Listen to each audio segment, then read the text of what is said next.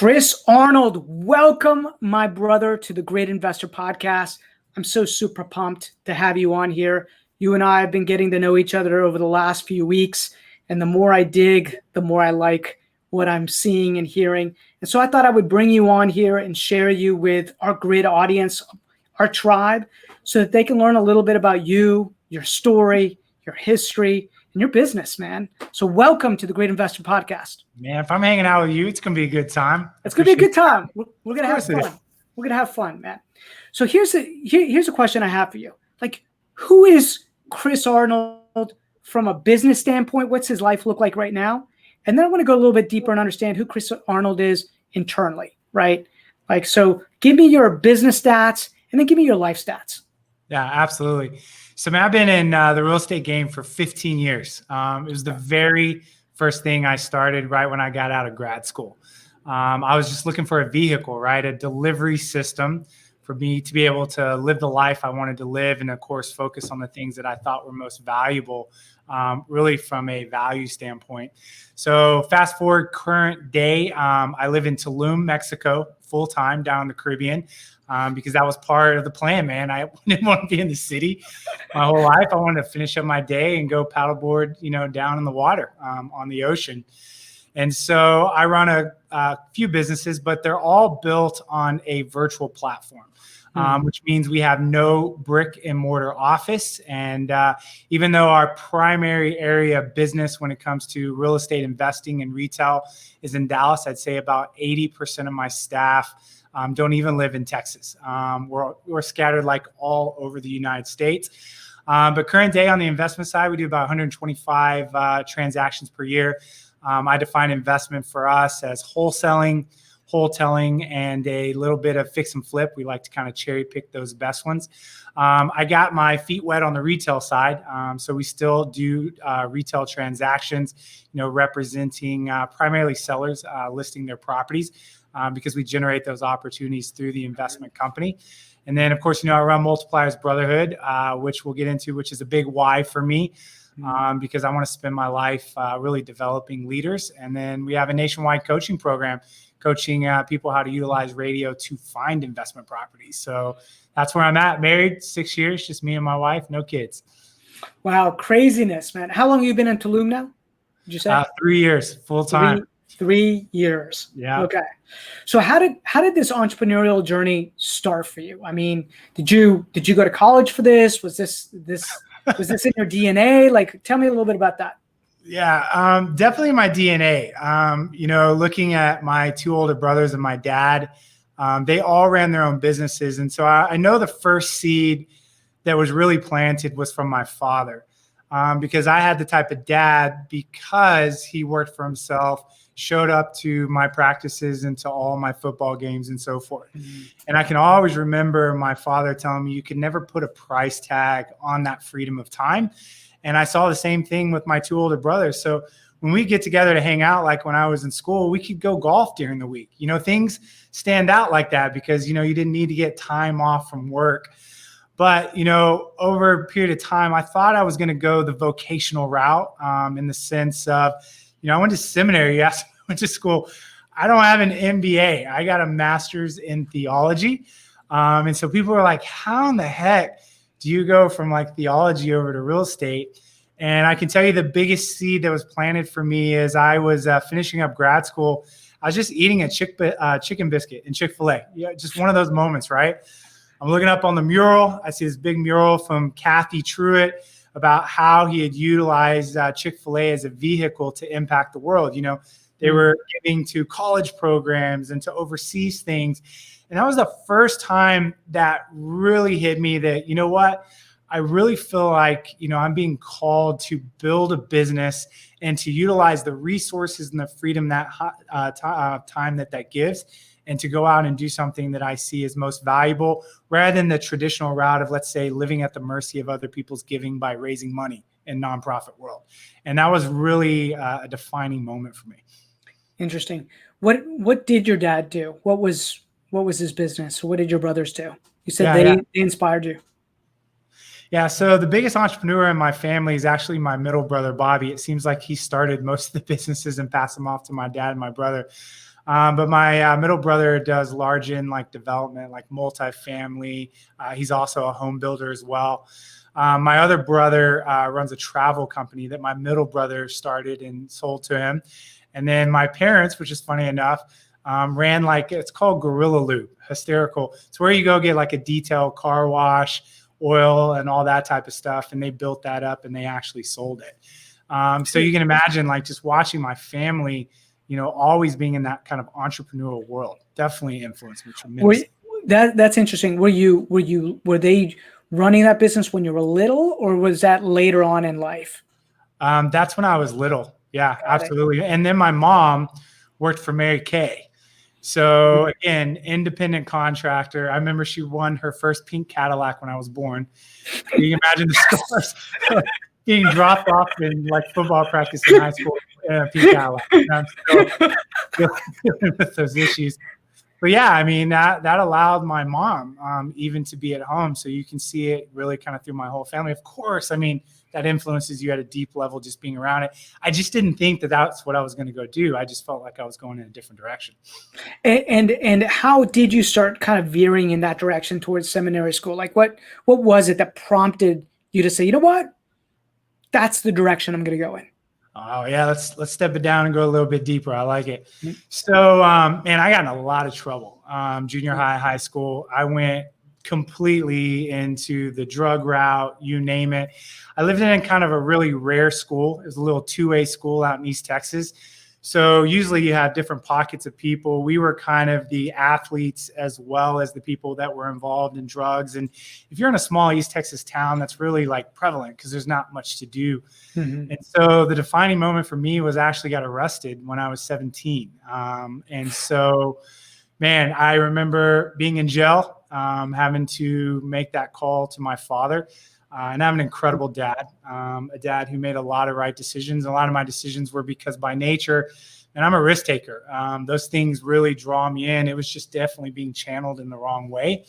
And so I got picked up and I actually had to go to this kind of hippie rehab. It was, this can blow your mind.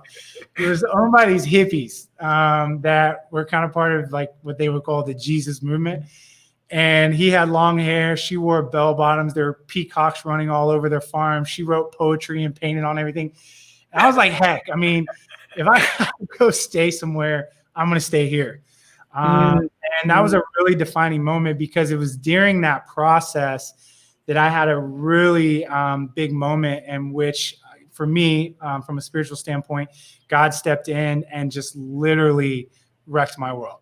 Delivered me from all the drugs, everything that I was doing. And by the time I left that place, I was going, I want to spend the rest of my life serving and loving people.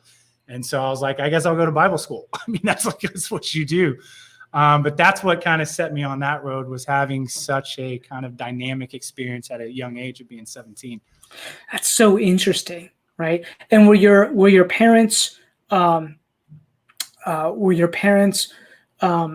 also pursuing Christ? Were they religious, or were you in a household that was like that already and you were rebelling against it, or were they, not that at all? Yeah, no, definitely faith-based, but I wouldn't call it religious from the standpoint I think a lot of us kind of perceive what that environment was. I would say the best thing, it was always modeled for me. The one thing I do have are two brothers and a dad that have done just an incredible job of what I would say modeling character and integrity. And so those things influenced me. So if you want to ask me why I was rebellious, and I don't know, Rob, if you can running multipliers, I learned so many entrepreneur stories because I have to dig in and get to know people's lives. If you're listening, one of the threads I see with people that are entrepreneurs, a lot of times, it's not always true. We generally a lot of times come from a troubled background. We are by nature risk takers. We are by nature kind of pulled into things that create that sense of danger and excitement. And so I have a lot of friends, man, honestly, that kind of went through that route initially. And that was simply because that entrepreneurial spirit was just not really having an outlet. And I look at all of those qualities now, that ability to take risk and not be scared. Because a lot of people are like, I can't believe you did all that. And I'll be like, I just wasn't scared. Like I was that guy. I was always the first to go. When I was a kid, if you came to my house, Rob, I used to play this game called Physical Challenge, and I would find the craziest thing to jump off of, flip off of. I would always go first, but the deal is you had to go second. And I had friends that didn't like to come play with me because I was just doing stuff like that.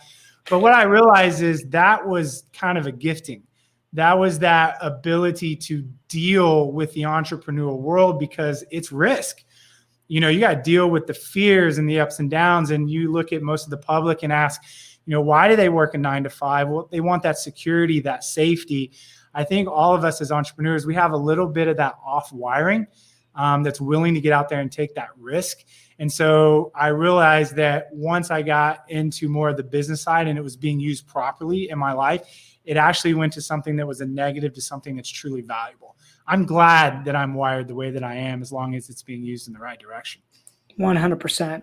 And so it's such a powerful message for somebody to hear, right? Especially if maybe they have a child that's like that, right? It's a little bit of a rebel rouser, and just know that with the right direction and guidance, they could be the next, you know, Chris Arnold. They could be the next big business entrepreneur out there.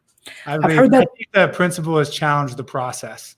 Yeah, for sure. Right, Rob? It's just that we are wired to challenge the process. It doesn't matter what process that it is. And you and I today as business owners, we're challenging the processes in business every to grow day it and push things further.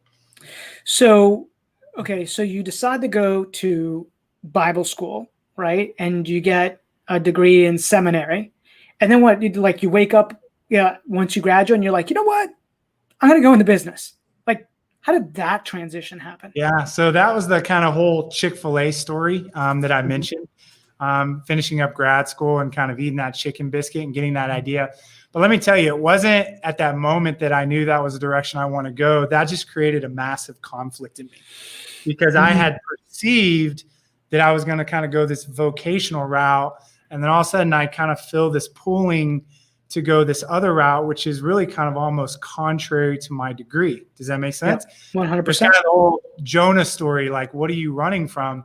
And so what better to do during that time than to like go travel the world 6 months and find myself. So that's what I did. I threw on a backpack and I went and traveled to like 8 or 9 countries over 6 months, finishing up grad school, just trying to figure out what this conflict was in me and like, where am I going to go with my life? And I think for any of us that go back to those early 20s, I mean, I think a lot of us had sleepless nights just going, I don't know what it is I'm supposed to do. I just want to know. And if I know, I'm going to crush it. But the problem is I just don't have clarity around direction. Mm-hmm. And so I spent the world traveling the world trying to figure that out there. Where'd you go? What part of the country?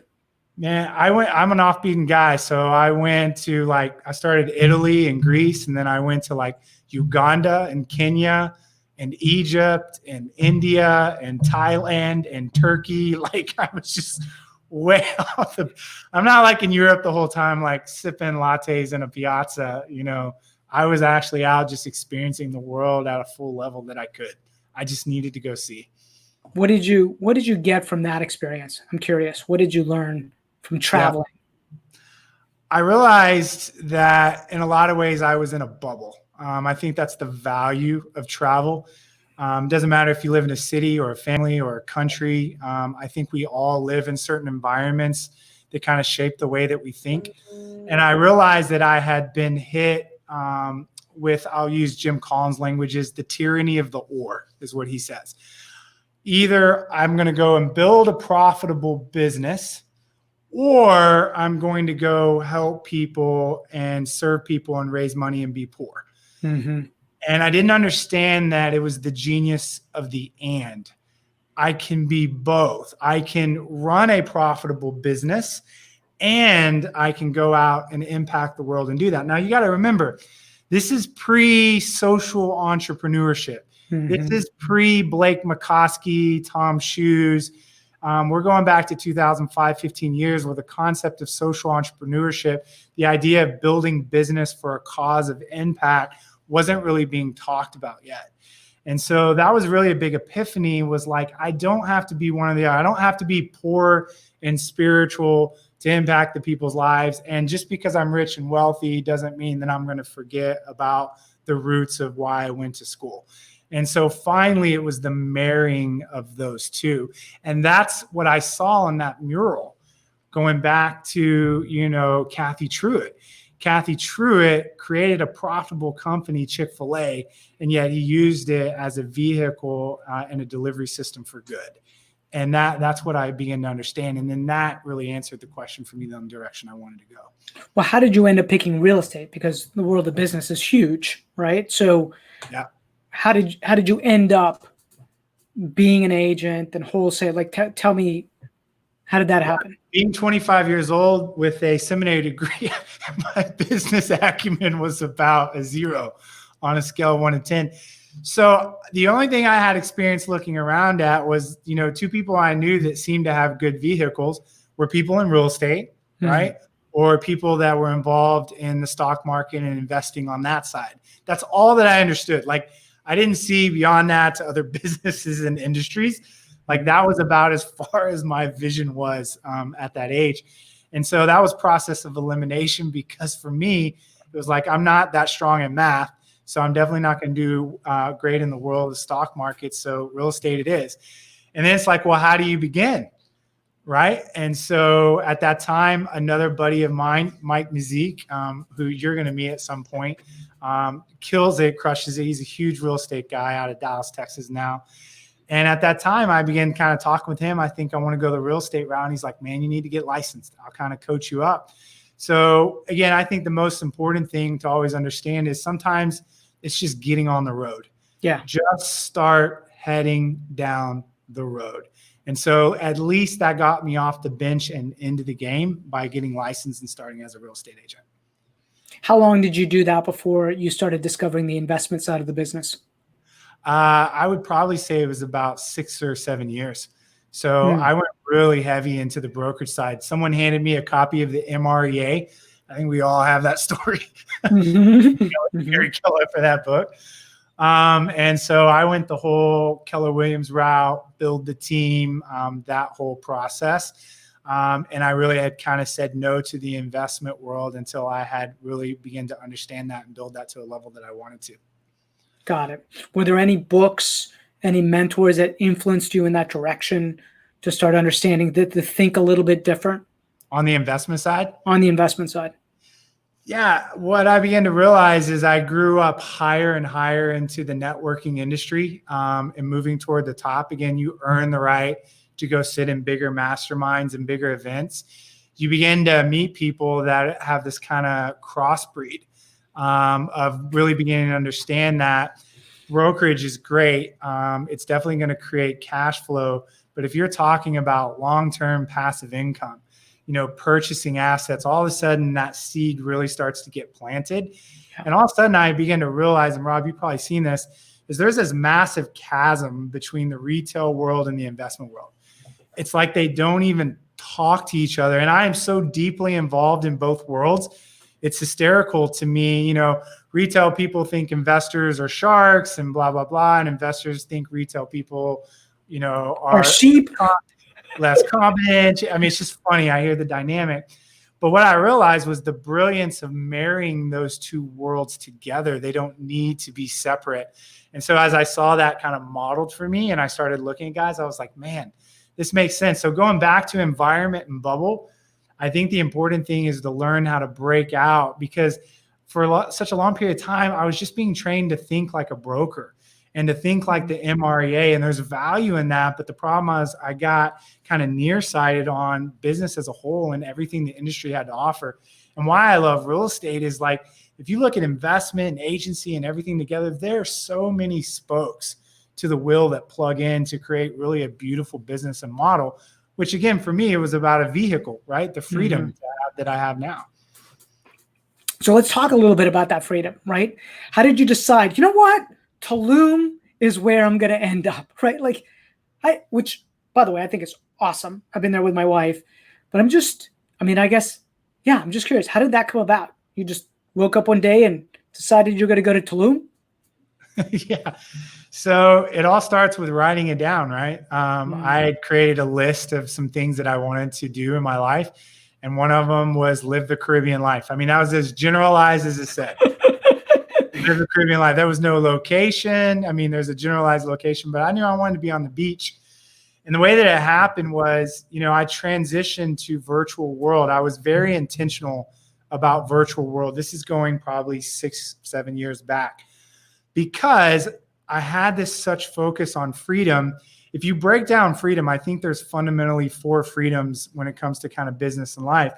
You get freedom of time, right? I think that's the most glaring thing that people get into real estate for. But then you get freedom of resources. That means I can write the checks for the causes that mean most to me, right?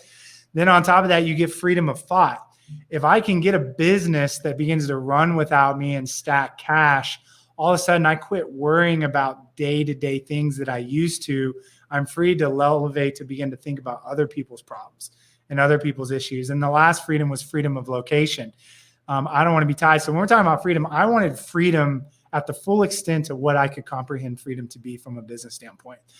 And so freedom of location was, at some point, I don't want to be tied down. So I had started about 6 or 7 years ago strategically building a virtual model, which, again, when you get into that world, it's really scary. How do I manage these people? How do I do this? I'm so used to a world being in office. And so I finally got to a point where I was sitting around in my office one day, and there's just a few of us left, and we have this big office because everyone's virtual. And I'm asking myself, why am I still here? And my team is looking at you like, why are you still here? Why do you guys have an office? You hired all of us virtually. We've never been to your office. We've never been to Texas. Why do you have it? And so I took a vacation down to Tulum, fell in love. And within 90 days, my wife and I packed it up and moved, because I had built something, and it took me to a time to realize it's here. Chris, this is what you've been working for. Now all you got to do is pull the trigger and go. Right. Yeah. And by the time I made that, my business had been set to be able to run virtually, and we didn't skip a beat. It was already built to do it. You made the decision to do That's it. You made the decision. Back by the time I had to have the balls to do what I said I was going to do, and that was to leave the United States and go to a foreign country. Bottom line. Had your wife ever lived in a foreign country before? No, she never left the city we lived in. I'm serious. She was born in Arlington, Texas. And if you know anything about Texas, when we got married, I moved her to Dallas, which is 30 minutes away. And that was actually a really big deal for her to move 30 minutes away. So yes, we packed it up. But one of the reasons, and I think one of the great qualities of my wife, why I married her, was she was always down for the adventure. Mm-hmm. She's introverted by nature. I'm extroverted. And part of her introvertedness is, I married you to create a life for me that I would probably never do on my own as an introvert. So when I told her, she's like, all right, let's do it. I'm in. Let's do it. Wow. Very similar to my wife. Yeah. Right. Very similar. I thought she would talk me out of some things, but she was like, no, let's go. Let's go. Okay, Chris. So you've got this brokerage retail side. So that's one spoke. You're wholesaling. That's another spoke. You have, from what I understand, just going online, you have a coaching consulting side, because a lot of what you've done is radio, right? You generated a lot of leads through radio. And I was shocked to hear that you could buy spots for the amounts of money that you were talking about last time. I was like, oh, I got to talk to Chris about this. And you have multipliers, right? So you've got these 4 spokes, essentially. Is there another one? Am I missing anyone? No, those are the 4. Okay, those are the 4. So how do you manage all 4 of those, right? I think sometimes entrepreneurs, we see opportunity everywhere, but in order to do it effectively, you need the right talent around you, right? So how have you been able to manage that or lead through that? Help me understand that, and help our audience understand that. Yeah, and I think it's important because, again, I think a lot of us as entrepreneurs always have to minimize, chasing shiny objects. We're probably usually overcommitted. But the 4 things I have strategically work together. So the first thing I always tell people is, if you do have multiple companies, those companies need to have synergy between them. It's not like I have a real estate company and then I went and started a restaurant and then I went and started some other product. You know what I'm saying? My companies all work together in tandem. They all feed each other. It becomes a force multiplier. But a couple of things I would tell you on, learning how to bounce between the companies and what we do is number one, without question, you have to have the right team in place, particularly the right, what I would call chief operating officer, call him an integrator, a number two. There is no way that a visionary can elevate out of the day-to-day without the right chief operating officer. Mm-hmm. So every business I have has an integrator or COO over it. And then on top of that, it's led by a leadership team that I've raised up over time. And this leadership team makes pretty much all of the day-to-day decisions. So unless it's really, really important, I don't have to get involved. And so this is going back to the beginning of the long-term understanding by beginning with the end in mind of raising up leadership in your organization, because you're never going to step out of the day-to-day if you have what's called centralized leadership. Centralized leadership model is all arrows are pointing at me and everything's dependent upon me. And if you remove me as kind of the capstone or the keystone to this thing, it falls apart. Decentralized leadership are all arrows are pointed away from me. And that if you remove me from the equation, the business keeps running.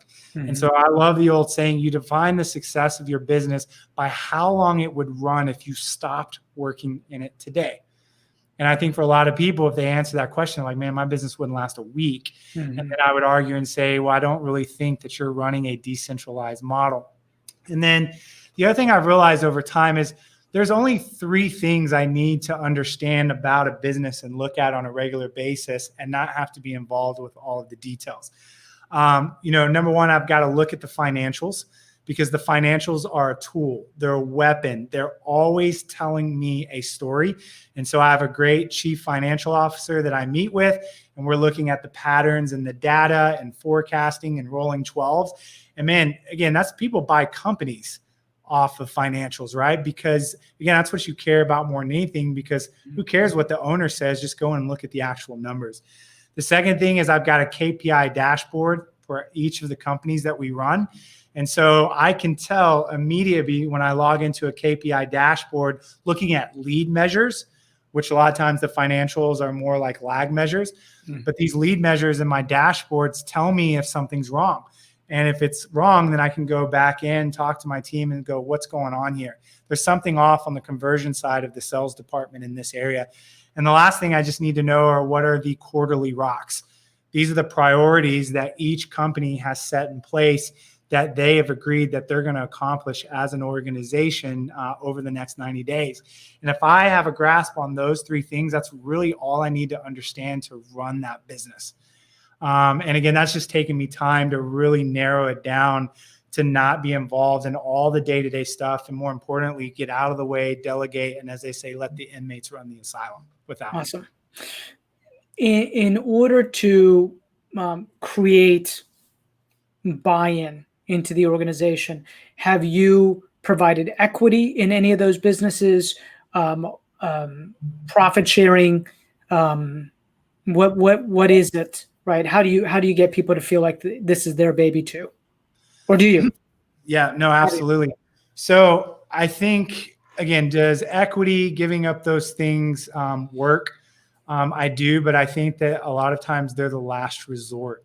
What people are going to buy in to more than anything is going to be the clear vision of the leader and the fact that we are doing something unique to solve a problem that no one else is solving, and that there are things at risk in the world if we don't do this. And more importantly, we're going to do it with people in a team that we love to be around. That, in my opinion, creates more buy-in than incentives themselves. It really does. You cannot underestimate the value of the vision and the leader and the culture. I mean, as I always say, people don't quit jobs, they quit leaders, right? They quit visions that go off track. So I think that that's a crucial component. And then secondly, people are wired differently. And I can tell you one of the best characteristics of, one of my COOs is that when she sees me succeed, she perceives that as her own personal success. There are other people that you meet in your life that when you succeed, what they feel is envy and jealousy. But if you can find the right people, they view your success as their success. And that's all about bringing in those right type of people that see the world philosophically that way. And again, the key people on my teams really feel that way. And then the last thing I would say is, I can't tell you, I think you said the word baby earlier. When we hire people and we give them positions, the conversation we always use is, this is your baby. You might have a small task in our organization, but the reality is this is your baby and you are responsible for your baby. And so if you start to create a culture in which people understand that they are fully responsible for what you've given them and they're there to call the shots. Again, a lot of times we'll just simply say, we'll get questions from newer people in our company, like, what should I do on this? And we always just kick it back. What do you think we should do? What would you do? And if you're constantly doing that, people will begin to believe and understand that they know they have ownership, that they have a voice, because they're calling the shots on their responsibility. And I really believe that that comes down to the right leadership style. I love it. Okay. I suspect if you're like most entrepreneurs, it's not always gone according to plan. That's an understatement. So tell me a little bit about some of the major challenges you've faced in your business life. Yeah. I can tell you the first challenge that hit me hard is I got into business not being financially literate. Mm-hmm. School didn't teach me how to manage money. Unfortunately, my parents didn't teach me how to manage money. Even doing what they did, I don't think from a personal standpoint, that was something that they had excelled at. And unfortunately, church world doesn't teach you that. So when I got into business, I'm doing a lot of deals my first year. Like, I had a business plan, I hit the ground running. And I looked, 2 or 3 years into the game, and then we start to hit 2008 because I started in 2005. And all of a sudden, I've got like maxed out credit card. I remember the day where I had about $5,000 left on my credit card, and it was maxed, and my bank accounts were like sub a couple $100, the bank accounts I had. And I was just like, what am I doing? Like, I'm making money, but I don't have to know how to manage it. And I was frustrated. I was frustrated that I had to kind of learn that lesson, and it wasn't taught to me. But hey, that was a lesson I need to learn. And then I went down the whole Dave Ramsey path and started digesting those books on, learning to lead with revenue and, to look at debt and to get out of debt and so forth. And that was definitely a big mistake. I mean, that cost me time. If I had been putting that money into growing my business rather than just spending it because I didn't know how to manage money, I mean, I would have got up and gone a lot faster. How long did it take you to kind of dig out of that? I'm going to say from the time I started digging out of it, probably took me a few years to really kind of get a dent and take care of all that and be debt free. Got it. And was that credit card? Did you say how much was the amount that you had on credit cards? Do you remember? Yeah, I mean, I think I was up in like the mid $40,000 range, and being 27 years old, 28, that's a lot of money at the time. Let's go back to when like you're still living off a couple $1,000s a month because you can, you still have a little bit of that college mentality. So that was a lot of money. That was that reminds me of that kid jumping off the roof when he was younger, 12 years old, without the safety net, right? When it like twisted his ankle all the way down. They're like, man, okay, got to do it better next time. Yeah. Okay. So that was when you were 27. Took you a couple years to figure that out, dig out of it. Then what have you done since in order to start building wealth? Because whether it's the brokerage side or wholesaling, that's all very earned income side of the equation, right? What have you, or even like multipliers, right? That's a lot of that's earned income. What are you doing on the building wealth side that we might be able to learn from?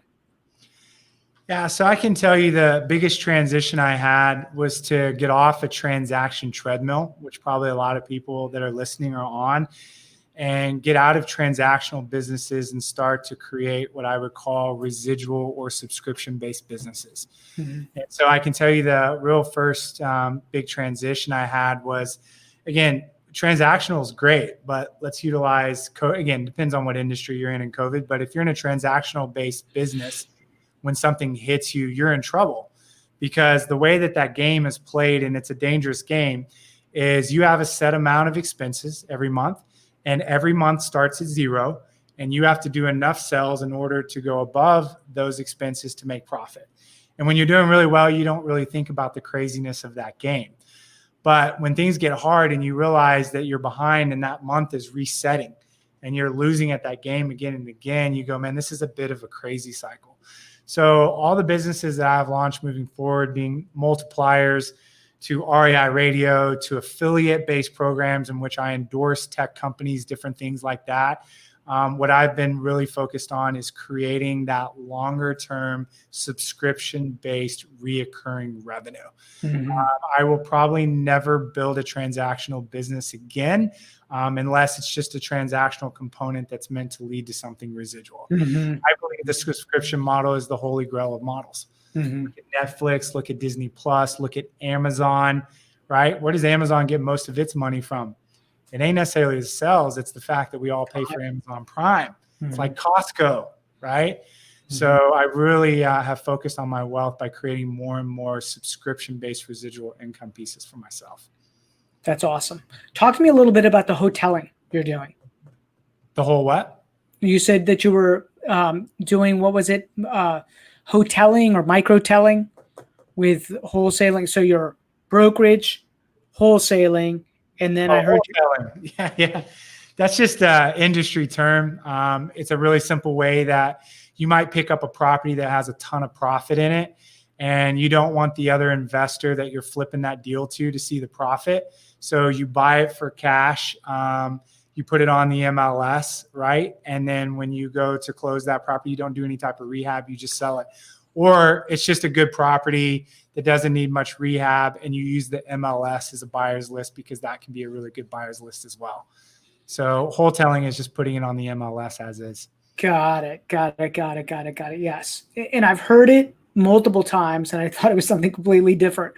It's just a methodology. It's just an exit strategy, no different. I'm like, we just put on the MLS. It's like when we were doing the Burr strategy in 2008, nobody called it Burr, and I was doing, it all day long, when the market dropped, right? And luckily, we were buying it at a discount at the time. But years later, we got David Green. He writes a book on burring. I'm like, we've been doing that for years. But that's all good marketing, right? All good marketing. Okay, so if I understand this journey, is you had this energy that's pushing you outside the lines. You were never drawing inside the lines. You were always challenging, and you took that energy, and it took you off course a little bit, but then it brought you recentered. It brought you on a new journey, one that your heart still was able to kind of fulfill. Like you love, what I hear is that you love helping people, and you love doing it now on the business building side. That's why you lead multipliers. And talk to us a little bit about that, right? Tell us a little bit about multipliers and how that came about, because I feel that your heart is there. Yeah, no, it is without question. So, I had to make a commitment and draw a line in the sand. I chose business as a vehicle, and I understood that I was going to have to earn my stripes, and I was really going to have to focus on success over significance in the beginning. And so I really, again, how these things come, you just make decisions, right? Choices. Mm-hmm. I said, I will put my head down for 10 years and I will grow my business, and I will do everything I need to do to build success in my life. And the reality is you got to take care of success at home before you can put yourself in an elevated position to think about other people. But I said around that 10-year mark that I was going to, and I'm using Bob Buford's language, I'm going to transition more from success over to significance, because that's where my heart always was. When I was, going through grad school and doing all those things and feeling that tension, my biggest concern about business was that I was going to get sucked into that world, get so focused on success that I would leave behind the roots of wanting to focus on what I felt was significant. And that was helping the lives of people. And again, I think that's a reasonable fear for people to have. Money does a lot of things to us, right? Money changes us, success changes us. And so I just said 10 years is it. And at that point, I don't know what it's going to be, but I'm going to start to make that transition. 10 years came, and I remember at that point sitting down, with a good buddy of mine. And I said, you know what? We're going to show up every morning on Saturday and have coffee until we figure out what it is that we feel like is more valuable for us to do. Because my legacy is not doing real estate transactions. And to be honest with you, I really am not very passionate about real estate as a whole. I love business. Business is super interesting to me. But someone pulls me aside and want to talk about real estate deals, I will probably kind of start to glare off a little bit because my heart goes to what's going on like in your marriage and what's going on truly in your life. Like take me to the 5% of life that really matters, the deep conversation. And so we had coffee every Saturday for about 9 months, just kicking around every idea on how we wanted to impact the world. And we settled on multipliers. And the problem that I saw, again, I really believe a lot of times that vision starts not necessarily out of passion, but out of what would be called a holy discontent. It's kind of, I've heard it say, it's the Popeye moment. I've had all I can stands and I can't stands no more. Right? That's where vision starts a lot of times there. It's an injustice. It's something that frustrates you. And what I began to learn over time is that there is a massive issue with entrepreneurs isolating. And that the further you go up in leadership, the more lonely it becomes. We know that.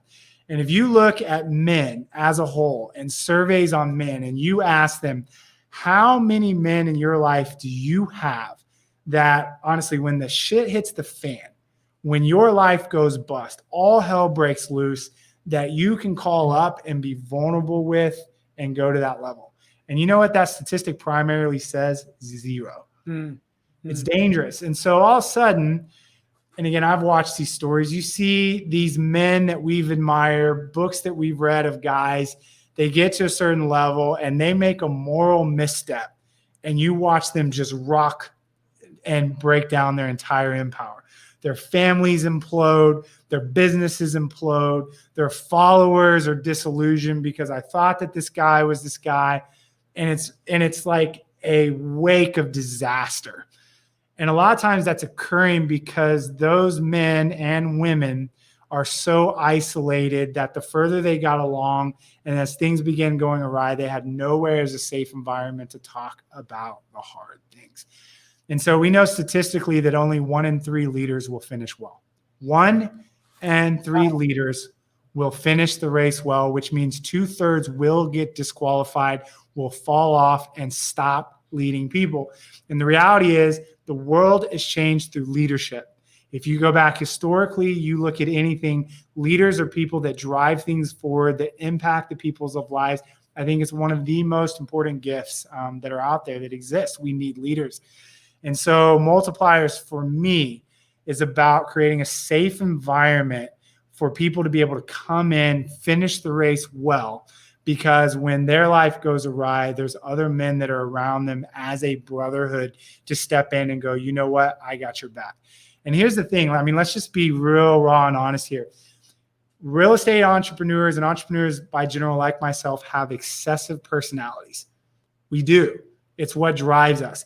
But in that excess, here's what you see. You see alcohol abuse. You see drug abuse. You see pornography abuse. You see on top of that affairs. Again, it's the most like you see these traits, gambling. It's all this kind of excessive personality. And the reality is those guys and those women that get into those issues don't have anyone to share them with. And so what we're doing is we're combating those things by creating a brotherhood of men that come together and go, you know what, I'm going to hold you accountable. It's a Judge Freeman zone because we all screw up. But here's the deal. When you make a misstep, I've got you and we're going to get you back on track. And you're not going to be alone. And I think that's a huge problem that needs to be solved right now. It's powerful, powerful, very powerful. And it's so interesting how you're fulfilling your original mission, right?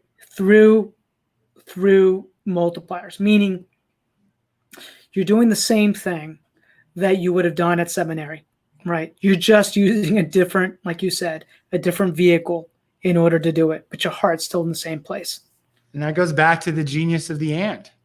Can I run a profitable business and at the same time have impact and cause on the world that I'm living in?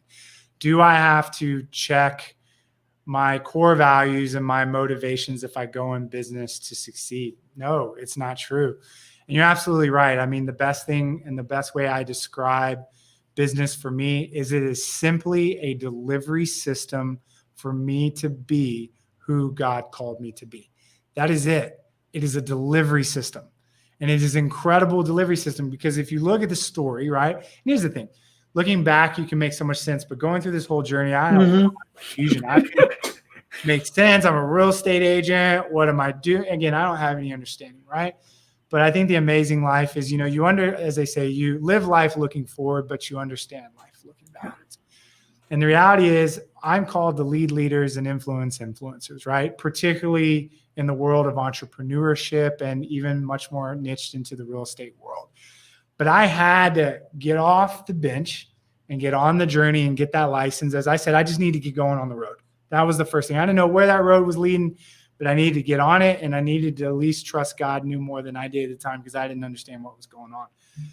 But as I look back, like the ability to build retail and the ability to build business and everything that we're talking about has put me in a position now that I can speak into an entrepreneur's life because I've earned the respect to play at that level. Yeah. I didn't understand that in order to lead leaders and influence influencers, I needed to become that leader myself in the industry. And I need to be an influencer in the ways in which I could within the circles that I run. And you're right. I'm 40 years old, right? And it's all kind of now circling back around. And I think the best description I can give you is this. I work with a coach, and he says, you know what, Chris, there are 3 major kind of milestones in the life of a leader. Right? In your 20s and 30s, it's calling. And calling is just simply saying yes to a direction. I don't know where this direction is going. I don't know, but I feel, and again, if you're spiritual, not spiritual, doesn't matter. Calling is calling. It's just in the sense that I feel called to go in this direction. And that gets you on the road. And your whole 20s and 30s is about saying yes. And then all of a sudden you go through what's called a major transition in your life. It's what got you here won't get you there. And all the things you've learned in a lot of ways, you now have to let go of because you're called to level up and go to the second phase of leadership, which is what is called unique contribution. Calling is about saying yes. Now, unique contribution is about saying no. Now it's about saying no to all of those things I used to say yes to because I have a clear understanding on what my unique contribution is. And again, and here's the thing. I wanted to know that at 18, 20, 30, 25 years old. And the reality is I really believe that I and most leaders only get a sense of calling. We want to know what that unique contribution is, but we don't get there till sometime in our 40s. We know this based on leadership research. And then somewhere around 60s, you have another major transition in your life. Another what got me here won't get you there. And you move from unique contribution to what's called your ultimate contribution. And so based on your age right now, it kind of gives you a phase of right now you're either in calling, saying yes. You should be in unique contribution, your 40s and 50s, saying no, and really narrowing it down to the one thing that you feel like you must do. And then eventually late in your life, you're going to hit convergence and hit ultimate contribution where all your gifts, all your experiences, everything in life finally come together and you honestly become a force to be reckoned with. And I think that these are the men and women that we probably read the books and admire most that have reached that level of convergence and ultimate contribution, like a John Maxwell, whoever that is that you truly admire. I was just going to ask you that. And I was thinking John Maxwell, right? I was going to ask you, and we'll end it with this, Chris. And by the way, thank you so much. I've learned a lot today, and I know that our listeners have learned a lot, wherever they are in this journey. But who are some of the people that you look up to from a business standpoint, a leadership standpoint, that we might be able to explore further? So it's interesting. I think that someone's probably going to want to hear me say, is there a particular leader that I read everything from? I'm not that type of reader. I tend to bounce from person to person. But the people that I admire right now are the coaches that I hire. And these are guys probably you wouldn't know their name if I mentioned them. I work with Terry Walling right now. I work with Greg Sasacholi. These are authors of books. And so for me, the men that I admire and I'm drawn to are the men that have learned to measure success outside of just the billfold, right? These are men that walk in a high level of wisdom and character, and they have success in their relationships. And so what I can tell you is overall, I'm drawn to men that go far beyond the money. So I think the traditional people that we read books and listen to, I read those books and get business value, but I can't tell you I necessarily admire those men as a whole. Mm-hmm. Show me the man that's a great father, great husband, great friend, great leader, influencing the community, and carries that type of balance. Now you're getting to some of the rare people in the world that reach that place of personhood, right? Awesome. And I think a lot of people reach that level of leadership where they're holistic. They're not just one-sided. And great, you're a billionaire, but your life is a complete disaster. I don't admire We don't want that. We don't want that. Well, Chris, man, thank you so much. If somebody wanted to get in touch, we'll obviously put it on all the show notes. But if somebody wanted to get in touch, what's the best way? Yeah. Absolutely. So it's been interesting as I've transitioned over into the world of really beginning to build my voice, because that's where I'm at. I'm moving into unique contribution. You can definitely go and just kind of follow what I'm doing and business and all the different stuff that we teach about and provide by going to Chris Arnold Real Estate and subscribing to my YouTube. Absolutely. Awesome. Brother, well, thanks so much for sharing time. And with that, it's the end of the episode, guys. Tune in next week for another amazing leader that's going to pour into us. Thanks, Chris. Take care. Thanks.